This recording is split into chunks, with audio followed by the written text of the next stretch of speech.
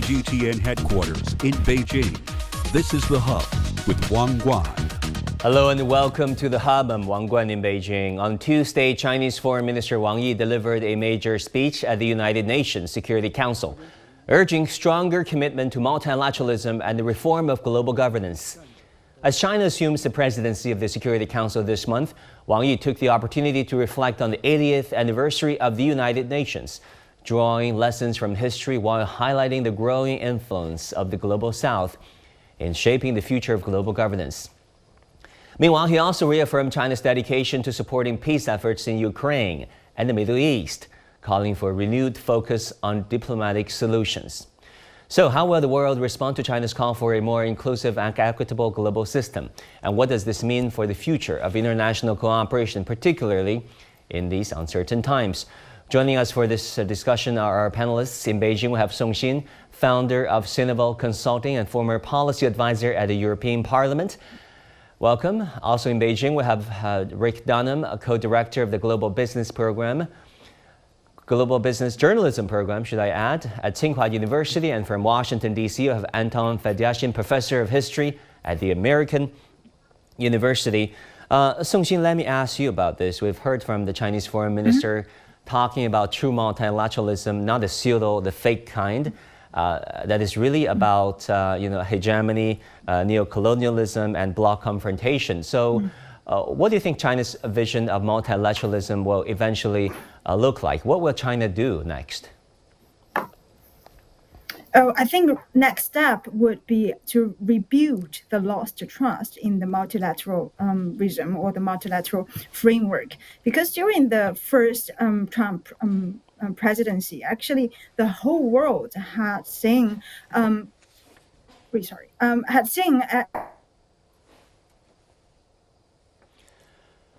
think we've lost you. Song Xin, can you unmute yourself? I think you're muted. Staff for. Okay, go ahead. Sorry? Go ahead now. No, you're good. Sorry. So I think the next step is really to how to rebuild the lost trust, because right now the Trump came into the presidency for the second time with tariff, with a lot of buffering, with a lot of bargaining, and with a lot of bluffing. So right now is China to play its role to how to initiate a new framework to help the world to rebuild the trust. I think that is the most important step. Right. In the meanwhile, we have to take into account the Trump administration's policies and postures, of course. Professor Fedyashin, let me go to you in Washington, D.C. The rest of the world is pretty much talking about, multi-polarization, building a multipolar world. But in the United States, the current administration keeps emphasizing America first. There is this current rift, if you will, between the European Union, NATO, and the United States, thanks to Trump. What will happen next when it comes to multilateralism? What will be its key features? I think economic nationalism will be the key feature, and this has been a policy that was actually announced by Steve Bannon during the first Trump administration, and with the second coming of Trump, Bannon is no longer part of the team, but the economic nationalism concept is still very central to the Make America Great Again idea. This means that the United States will put its own economic interests first, and it will define them very narrowly, and it will define them within its borders. And that's why we're seeing the bludgeon of the tariffs come out, and we see Trump using it against everyone.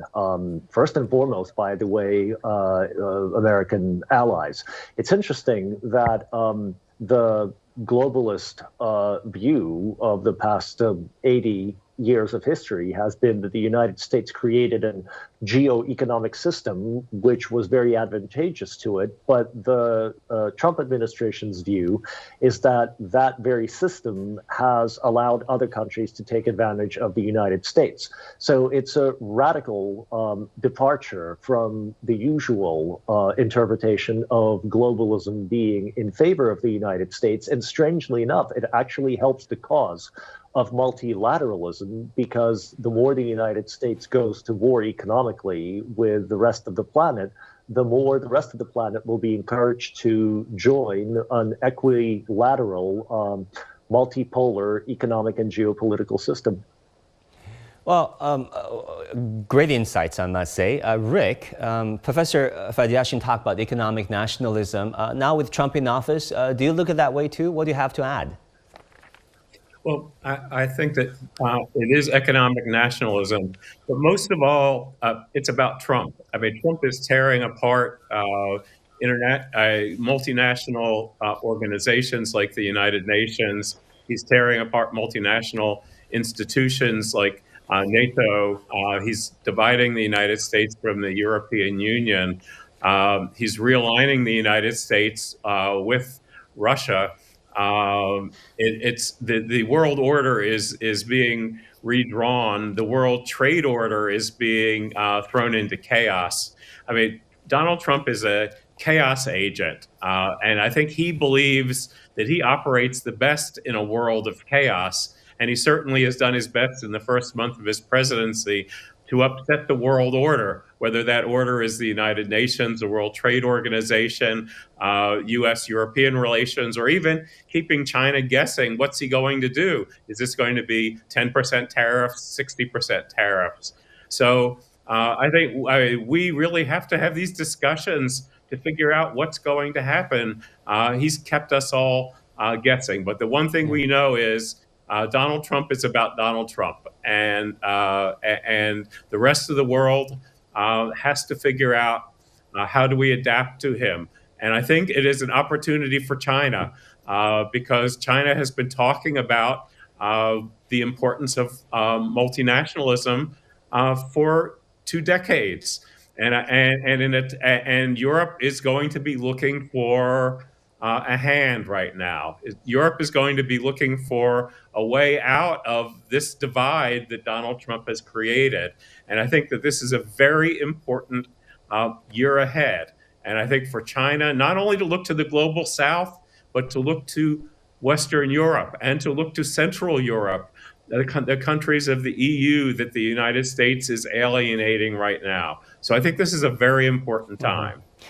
Right, very important time, very interesting time. Professor Fadyashin, let me circle back to you before I go to Song-Shin. You live in the Beltway, where I used to live. I mean, over there, the narrative surrounding China is very interesting, I must say. You know, as a Chinese living there and studying there, it's very simplistic from time to time. But as a serious scholar, how do you look at China's foreign policy proposals and doctrine, if you will, and do you think that they represent a legitimate alternative to U.S.-led, America First doctrine in the next foreseeable few years? Well, in terms of the Chinese defining a world where win-win is the principal guiding idea, in that sense, what the Chinese are proposing so far compared to what the Trump administration is practicing certainly appeals to the rest of the world, because the Chinese are bringing an enormous amount of investment. Look at the amount of African countries, for example, who have turned towards China because the Chinese bring investments in infrastructure, something that parts of Africa need sorely.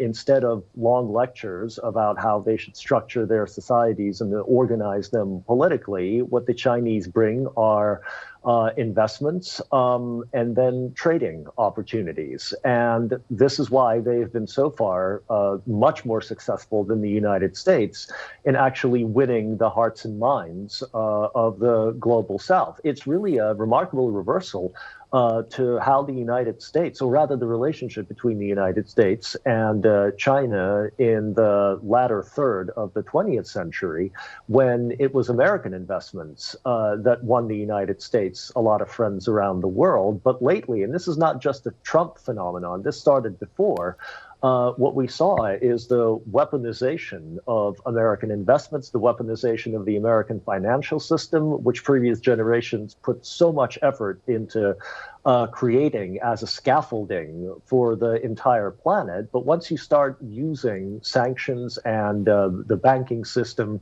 and insurance companies as ways to force states, other countries, into towing your line, it may work with your close allies, such as Europe, for a while, but it's going to simply alienate the rest of the world. So multilateralism is where we're heading. So far, the Chinese are very intelligently playing their cards in order to attract the rest of the world to their vision of multilateralism. And we'll see how this unfolds. The Trump administration so far, despite its rhetoric, economic nationalism and everything, is the largest contributing factor to the de-Westernization and de-Americanization of global geoeconomics and geopolitics.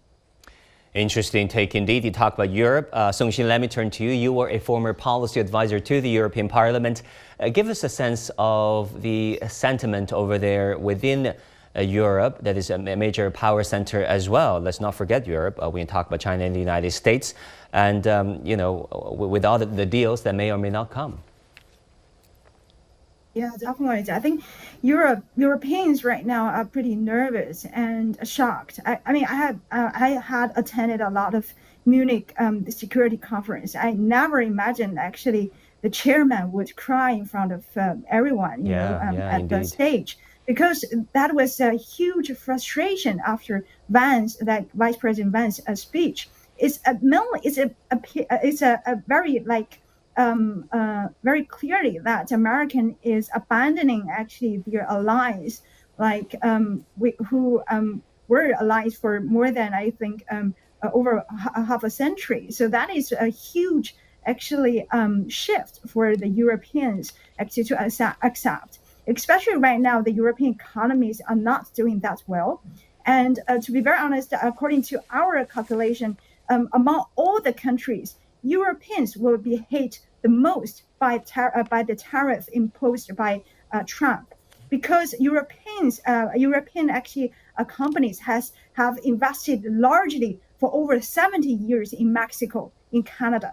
So there are a lot of actually car makers who export not directly from European countries to the U.S., but from Mexico to U.S. So can you imagine actually the shock they are actually taking right now? And according to the calculation by a lot of German think tank, the German economy will continue to shrink for not only last year, but also this year and next year. That is a huge shock because Germany is the engine for the European economy, we all know. So that will be a huge shock, economically speaking, and territorial speaking, and also emotionally speaking. I mean, I was in the European Parliament when Trump came to the presidency for the first time. That was a very black Friday. Everybody was very silent. We could not believe actually it is happening. And this second time, and everybody was trying to say, how could we get rid of this? And right now they are looking at the alternative. They are looking at China. They want China really to help Europe to break a deal actually with the U.S. for the Ukraine conflict. And the world has changed by all means when Trump came into presidency, and with all his ideas of making deals.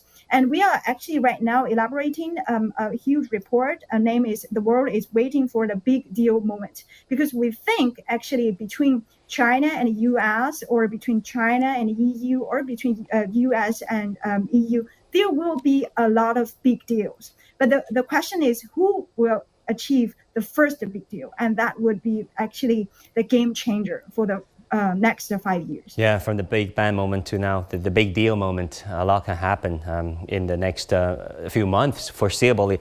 Rick, let me turn to you. Wang Yi, the Chinese foreign minister and top diplomat, is heading to South Africa, Johannesburg, for the foreign ministers meeting of G20, where South Africa is expected to take up the rotating chairmanship of the BRICS this year. Of course, with BRICS, G20 organizations such as this, they're considered more representative and reflective of the interests of the global south, of all countries, not just the wealthy few. What do you think are the defining features, are the important milestones of the rise of the Global South, a concept that we've so often talked about? Well, I mean, the defining feature to me is this is where the largest growth in gross domestic product in the global economy is going to be in the next century. This is where the largest growth in the population in the world is going to be. We're going to have actually population decline in the next century in the world, most likely. But this is where the growth is going to be. Geopolitically, the power is going to be shifting this way. And I do believe by ignoring it, you are ignoring the reality of the future. I think by boycotting this, the United States is living in the present, the power of the present, rather than looking to build bridges to the future, to the rest of the 21st century. Also, the United States is involved in a spat with South Africa. Donald Trump has offered refugee status to white supremacists from South Africa who want refugee status in the United States. It's terrible if you think about the apartheid in South Africa. I mean, it's right, used to be one of the most racist regimes. I mean, with all due respect to our friends. It is his way. It is his way to get to cater to the political right in the United States that has been unhappy about all the refugees from Muslim countries and from black parts of Africa over the past decades. But then we're getting off the main point that you were raising. But for China, I mean, the opportunity is to build alliances and to show its vision. I mean, I think this goes way beyond China because you have many parts of Asia. I mean, the growth of so many countries across Southeast Asia, South Asia, and the Middle East and Africa. I think that there can be a vision for these parts of the world, and if you would include South America as well, for the future, to help come up with answers to solve problems for the future. Population, all the problems that the United Nations has identified, but has had trouble getting movement on solutions. Start with climate change, but then all of the problems with conflict around the world as well. We could go on for hours on this as well, but that's the beginning. Exactly. Thanks for the insights and thanks for sharing, Professor Fadyashin. Do you think the United States has got China's intentions right? We hear about the senators at the Congress, the news media, the commentators. I mean, the spokespersons at the podium saying that China is an expansionist power, or suggesting that China is this neo-colonialist power. Do you think that's what China's intention is all about? Territorial expansion, making the whole world Chinese, or otherwise, in fact? I don't see China as an expansionist power geographically. I've seen no evidence to suggest that China is planning on exporting its political or economic model for that. It's really the United States that has been exporting its political model to the rest of the world, be it through military force. And just to take the last 25 years, we've had plenty of examples of illegal American-led invasions. And we also have had plenty of examples of the United States exporting its political ideals to the world. Now, there's nothing wrong with democracy, but as many scholars have noted, there is a difference between exemplarist exceptionalism, in other words, where the United States sets itself up as an example for the rest of the world to emulate and then leaves it to the rest of the planet to decide whether it wants to emulate the American political or social or economic model, and then the missionary exceptionalism, which is when the United States goes crashing around the planet, such as it did in Iraq and Libya and Syria, with regime change experiments, including in Ukraine. Now, the irony of the Trump administration is that as aggressive as it is with using economics and finances as weapons, I haven't seen any intention by the Trump administration to actually export American democracy to the rest of the world. So in that sense, that is actually an interesting step away from this aggressive missionary exceptionalism that has been so thoroughly ingrained in the American political tradition, starting with the 20th century. We'll see how that goes. But it's interesting that the United States so often projects so much of its own worldview onto others, and projecting this onto China is really a favored pastime here in Washington, D.C. Yeah, favorite pastime. Really interesting take on the two branches of exceptionalism in the United States. So I haven't thought about that way, but it's very interesting indeed. Song Xin, let's talk about U.S.-Ukraine, or rather U.S.-Russia negotiations in Riyadh that took place a few days ago that lasted somewhere between 4 to 5 hours. 4 principles agreed upon by Marco Rubio and Sergei Lavrov. How important and significant are these 4 principal points? What would the future of Ukraine look like because of these negotiations?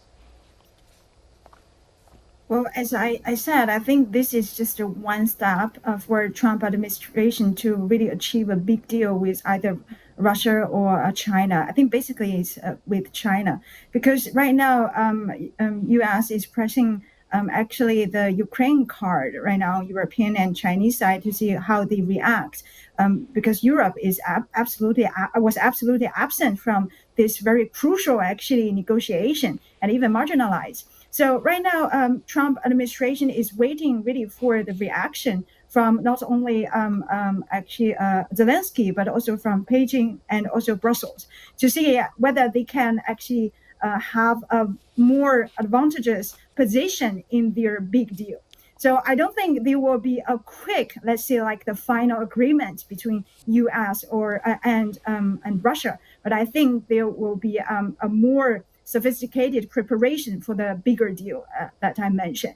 So I think right now the really important thing is for Europe to have actually a unified stance on this position, on this agreement, because Europeans who actually care mostly about the result should be present actually for the negotiation, because they will be the peacekeeper for the long time. And because I think in the short term, the conflict will continue, even though there will be this kind of agreement, it will be, I call it the iced conflict, which means the conflict is just like in Korean, between South Korea and North Korea. It's not going to be ended permanently. Yeah. It's going to just be an armistice, not a peace deal, yeah, unfortunately.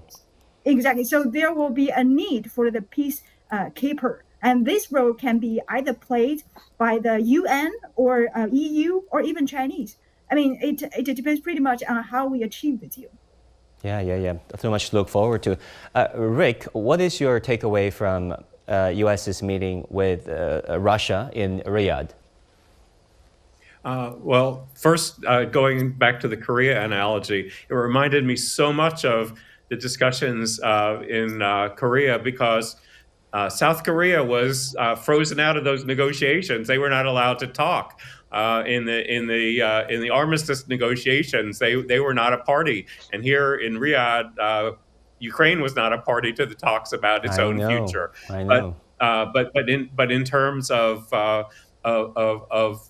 importance of these talks, it was very important in restarting U.S.-Russian relations. But in terms of the future for Russia, Russia got everything it wanted. It got legitimacy in the global stage. I mean, Putin had been a pariah, and now he is a legitimate figure on the global stage.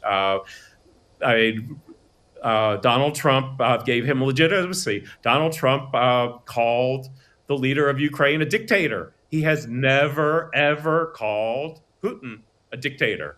I mean, he is calling the democratically elected president of Ukraine worse names than he is a man who has been charged with war crimes. And so it is a huge victory, propaganda and diplomatic victory. And it sets the stage for more victories for Russia, because Lavrov is one of the smartest and most experienced diplomats in the world. I mean, they just ran right over Marco Rubio and the Americans. They achieved every goal. Marco Rubio is a smart man, but he's not an experienced diplomat. He's experienced in the United States Senate, but he's not experienced on the global stage. And so I will be very interested in seeing what's next. But I think that the Europeans are going to have to insert themselves in a strong way to make sure not only that Ukraine is not carved up, but that they have protections for Poland and for the Baltic states for what happens after we have an armistice. Exactly. Let me ask you a very interesting take. Let me ask you, Professor Fedyashin. Trump not only called Zelensky what Rick has just mentioned. I'm not going to use the word, not seconding that, but he also said something like Ukraine instigated the crisis, the military confrontation with Russia. Where does this leave U.S.-Ukraine relations and the future of Ukraine? Ukraine is unfortunately in a horrible position right now, because it decided to depend entirely on the United States. It was Henry Kissinger who, back in the latter part of the 20th century, famously said that it was dangerous to be the enemy of the United States, but to be its friend could be lethal. And that very astute and grim realist insight into geopolitics remains as relevant today as it was before. The whole Ukraine project was really neoconservative plan to try to crush Russia with a proxy war in Ukraine, then force the Russians into the U.S.-led camp that would then face down China in some kind of global confrontation going forward. And that plan of using Ukraine as a proxy force to remove Putin from power and then to weaken Russia has